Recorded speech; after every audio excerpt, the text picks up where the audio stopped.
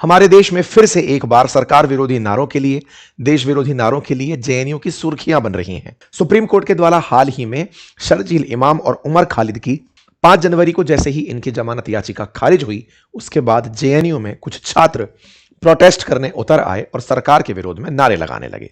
JNU में हाल ही में एक वीडियो सरफेस हुआ, जिस वीडियो में कुछ छात्र एक हॉस्टल के बाहर खड़े होकर मोदी शाह के खिलाफ नारे लगाते हुए दिखाई दे रहे हैं। सुनाई दे रहा है इस वीडियो में कि मोदी शाह की कब्र खोदेगी जेएनयू में। कुछ इस तरह के नारे लगाते हुए जो ये छात्र हैं, इन्हें कॉलेज प्रशासन की तरफ से निलंबित कर दिया गया है और इनमें से जो छात्र इस तरह के नारे लगा रहे हैं उन पर एफआईआर की भी खबर आ रही है। फिलहाल के लिए प्रधानमंत्री मोदी और शाह के लिए अचानक जेएनयू में इस तरह के प्रोटेस्ट क्यों हुए, अगर इसको तलाशते हुए निकलते हैं तो पता चलता है कि यहां पर मामला जुड़ा हुआ है उमर खालिद और शरजील इमाम की जमानत से। चैनल पर नए हैं तो चैनल को सब्सक्राइब करना बिल्कुल ना भूलें। शरजील इमाम अपने एक वीडियो के चलते सुर्खियों में थे। सुर्खी यह थी कि भारत का मेनलैंड इंडिया नॉर्थ ईस्ट के साथ जिस कॉरिडोर के थ्रू जुड़ा हुआ है, जिसे सिलीगुड़ी कॉरिडोर कहते हैं, वो चिकन नेक के नाम से भी जाना जाता है। शरजील इमाम का एक वीडियो सरफेस होता है।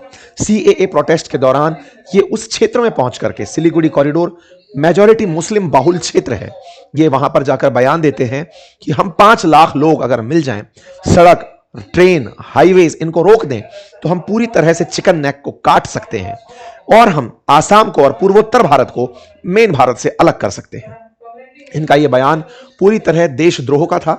इनका यह बयान देश को तोड़ने वाला था। यह वैसा ही बयान है जैसा आप बांग्लादेशियों से सुनते हैं जब भारत के बारे में आप बयान सुनते हैं। यह वैसी ही चेष्टा थी जो चाइनीज, पाकिस्तानी लोग भारत को तोड़ने के लिए प्लान करते हैं। इस तरह की बात एक भारतीय होने के नाम पर यह कैसे बोल सकते हैं, यह अपने आप में बड़ा सवाल था। यह एक पब्लिक रैली के अंदर कुछ लोगों को संबोधित कर रहे थे, वहां से इनका यह वीडियो बाहर निकल कर आता है। विचार करिए कितना ज्यादा जहर भरा होगा दिमाग में। एक बच्चा जो डीपीएस दिल्ली से पढ़ा है, आईआईटी मुंबई से पढ़ाई कंप्लीट की है और उसके बाद जेएनयू से पीएचडी कर रहा है, और वो देश में ही इस तरह से सिलीगुड़ी कॉरिडोर को कैसे तोड़ा जाए, मुसलमान मिलकर के कैसे इस देश को तोड़ सकते हैं, इसकी प्लानिंग कर रहा है। इस प्रकार की जो उसकी सोच थी, इस सोच पर ही पूरे देश में एक गुस्सा उबल गया। जब पुलिस को और न्यायपालिका को और देश के अन्य जनता जो देश के अंदर बहुत ही सेक्युलर तरीके से रह रही है, वो इस बात को जानने के लिए जब जानी, तब इनके साथ पूरी तरह से इनके एंटी सेंटिमेंट्स तैनात हुए। इसी प्रकार से उमर खालिद अपने बयान में सुनाई देते हैं, जब तक इस देश में भाजपा और आरएसएस हैं, इस देश को कोई और बर्बाद नहीं कर सकता। ये व्यक्ति बड़ा ही इंटेलेक्चुअल तरीके से अपने साथ में लोगों को इकट्ठा करता चल रहा था। ये बताने का प्रयास कर रहा था कि वर्तमान केंद्र सरकार गरीबों की नहीं है, लेबर्स की नहीं है, किसानों की नहीं है, ये केवल अंबानी और अडानी की है। ये अपने इंटरव्यूज में जिस तरह की बातें रख रहा था, वो बातें एक बार की सुनने पर लगता था कि ये कितना देश के बारे में सोचने वाला है। लेकिन पुलिस जांच में पता चलता है कि ये सीएए प्रोटेस्ट को भड़काने में और उन्हें संस्थागत तरीके से कैसे आयोजित किया जाए, उन तमाम व्हाट्सएप ग्रुप्स के अंदर जुड़ा हुआ बताया गया जो दिल्ली दंगे भड़काने के अंदर जिम्मेदार थे। मेरे प्यारे साथियों, 2020 के अंदर भारत की राजधानी दिल्ली में सीएए को लेकर के प्रोटेस्ट हुए थे। उन प्रोटेस्ट में इन 2 चेहरों का जो कंट्रीब्यूशन था, उसे देखते हुए ये तब से तिहाड़ जेल में बंद हैं। यूएपीए के तहत, अनलॉफुल एक्टिविटी प्रिवेंशन एक्ट के तहत इन्हें बंद किया गया है और इन्हें जमानत नहीं मिली है। इनकी जमानत याचिका हाल ही में फिर एक बार खारिज हुई है। पुलिस की जांच जब इनके ठिकाने तक पहुंचती है, पुलिस कार्रवाइयां शुरू होती हैं। उमर खालिद पर पहले भी आईपीसी की धारा 124A के तहत मामला दर्ज हुआ था, लेकिन वो बाद में उससे निकल गया था। 2020 में शरजील इमाम के आसनसोल में जो इसने भाषण दिया चक्का जाम वाला, उसके बारे में इसके ऊपर आरोप तय होते हैं। उत्तर पूर्व में हुई दिल्ली के अंदर दंगों के ऊपर इनके ऊपर धाराएं लगाई जाना शुरू होती है। इनको एंटी सीएए प्रोटेस्ट के चलते फिर गिरफ्तार कर लिया जाता है। खालिद को 20 सितंबर 2020 में गिरफ्तार किया जाता है एक लार्जर कॉन्स्पिरेसी केस के चलते, क्योंकि इन्होंने ट्रंप की यात्रा से पहले देश में दंगा भड़काना, उन्हें संस्थागत तरीके से आयोजित करना, दुनिया के सामने इस मुद्दे को कैसे हाईलाइट किया जाए, इस पूरी चीज की प्लानिंग की थी। इसी के चलते हुए पुलिस ने इन्हें प्रोविजन ऑफ यूएपीए यानी अनलॉफुल एक्टिविटी प्रिवेंशन एक्ट के तहत गिरफ्तार किया और आईपीसी की धारा 15 के तहत इन्हें अक्यूज बनाया। पुलिस की गिरफ्तारी के समय ये दोनों तस्वीरें आपके सामने निकल कर आती हैं। फरवरी 24 2021 में सेकेंडरी चार्जशीट फाइल की जाती है। थर्ड सप्लीमेंट्री चार्जशीट मार्च 2022 में फाइल होती है। मतलब पुलिस अपने द्वारा जो चार्जेस लगा रही है वो फाइल करती चली जाती है। होता यह है कि पुलिस के पास यूएपीए एक्ट के तहत 6 महीने तक चार्जशीट सबमिट करने का समय होता है और उसके बाद भी वो एक्सटेंशन मांग सकती है। इसीलिए यूएपीए को एक सख्त कानून माना गया है, जिसमें कुछ समय पहले यानी 2019 में ही संशोधन हुआ था। पहले ये संगठन पर लगा करता था, अब ये इंडिविजुअल पर भी लग सकता था जो देश के विरोध में काम कर रहे हैं। इसी प्रकार से लास्ट चार्जशीट इनके ऊपर जून 7 2023 को फाइल होती है। 2022 में ट्रायल कोर्ट इनकी बेल को इसी कारण से रिजेक्ट भी करती है, क्योंकि इनके ऊपर 2023 तक तो चार्जशीट ही लग रही थी।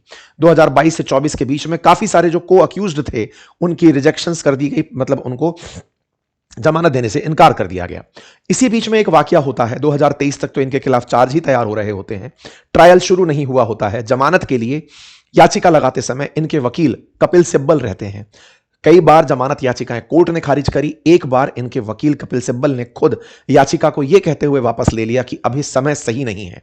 2024 में यह कहते हुए कि अभी टाइम ठीक नहीं है, चेंज इन सर्कमस्टांसेस का हवाला देते हुए, और इन्होंने कहा so we will try our luck next time. इन्होंने अपनी तरफ से मेंशन किया we decided to move the trial court again, we were assessing that this is lengthy procedure and circumstances have changed, और इस चलते हम अपनी जमानत याचिका वापस ले रहे हैं। कुल मिलाकर के केस धीरे धीरे इनके खिलाफ चलता चला गया। सुप्रीम कोर्ट ने इनकी बेल प्ली को रिजेक्ट किया, हाई कोर्ट ने इनकी बेल प्ली को रिजेक्ट किया। दिल्ली हाई कोर्ट में बेल प्ली रिजेक्ट होने के बाद दिसंबर 10 के अंदर सुप्रीम कोर्ट के अंदर इनके ऊपर सुनवाई होती है। दिसंबर 16 से 29 के बीच में उमर खालिद को उसकी सिस्टर की शादी में जाने के लिए जमानत दी जाती है, लेकिन सुप्रीम कोर्ट इनकी जमानत याचिका पर सुनवाई जब करता है, उस पर फैसला सुनाते हुए कहता है कि इन्हें फिलहाल जमानत नहीं दी जा सकती। लेकिन हां, इनके साथ जो कुछ को अक्यूज्ड थे उनमें से कुछ को अक्यूज्ड को जमानत दे दी जाती है। जिस कानून के तहत इन्हें गिरफ्तार किया उसका नाम यूएपीए कानून है। यह 1967 में बना हुआ कानून है। देश के विरोध में जो भी लोग कार्य कर रहे हैं उनके खिलाफ यह कानून काम करता है। चैनल पर नए हैं तो चैनल को सब्सक्राइब करना बिल्कुल ना भूलें। इस बार बेल रिजेक्ट करने वाले जजेस में जस्टिस एनवी अंजारिया और जस्टिस अरविंद कुमार शामिल थे। आप दोनों की बेंच के जजेस ने इनके न केवल जमानत को रद्द किया, बल्कि अब अगले 1 साल बाद इनके लिए फिर अपील की जा सकती है, यह सुनिश्चित किया। क्या यह पहली बार है कि इन लोगों की जमानत पहली बार रद्द हुई है या मल्टीपल टाइम रद्द होती आ रही है? आफ्टर ऑल ऐसा कौन सा केस है जिसके चलते इन्हें जमानत मिल नहीं पा रही है?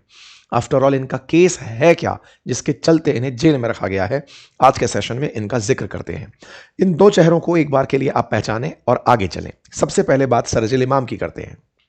सरजिल इमाम टीपीएस दिल्ली से पढ़े हुए छात्र, आईआईटी मुंबई से कंप्यूटर साइंस में बीटेक और एमटेक किए हुए छात्र रहे हैं।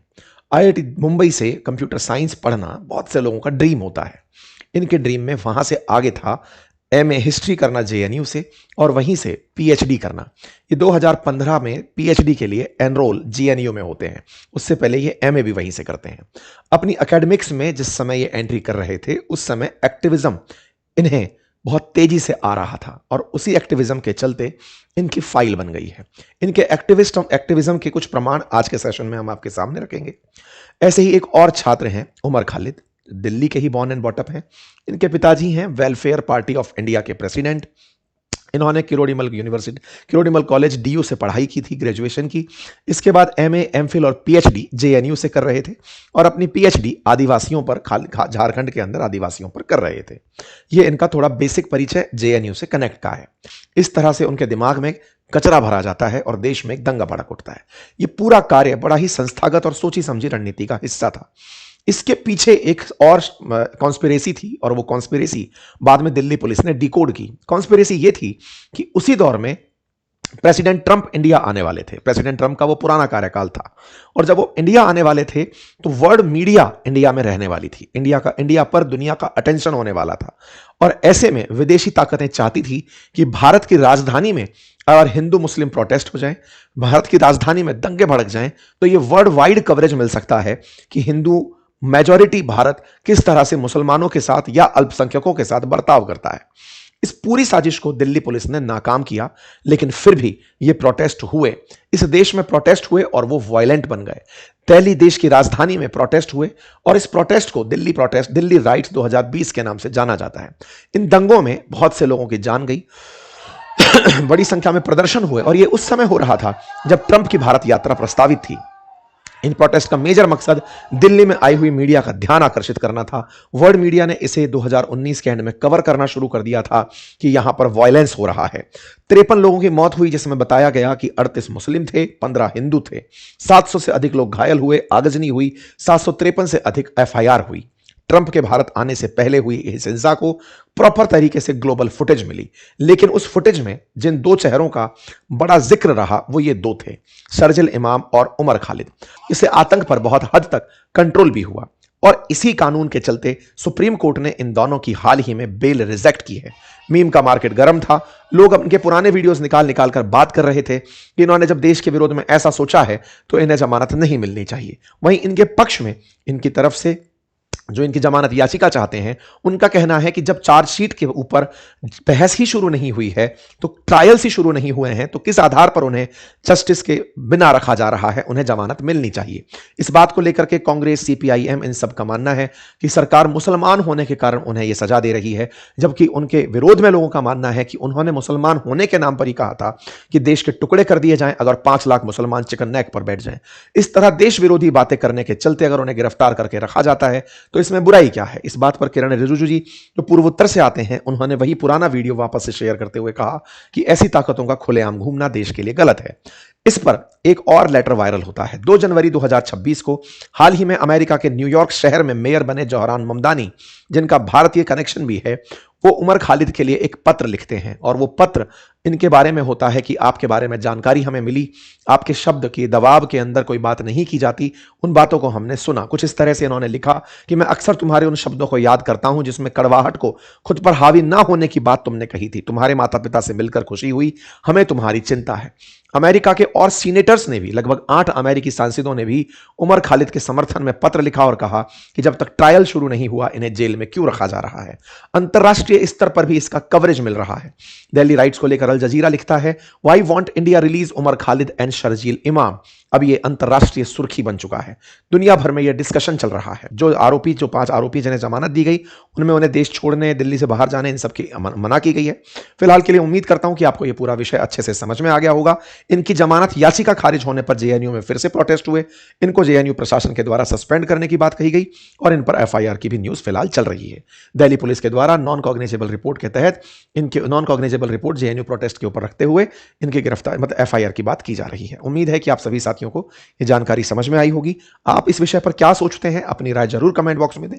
चैनल पर नए हैं तो चैनल को सब्सक्राइब करना बिल्कुल ना भूलें। फिलहाल के लिए इतना ही, बहुत बहुत धन्यवाद।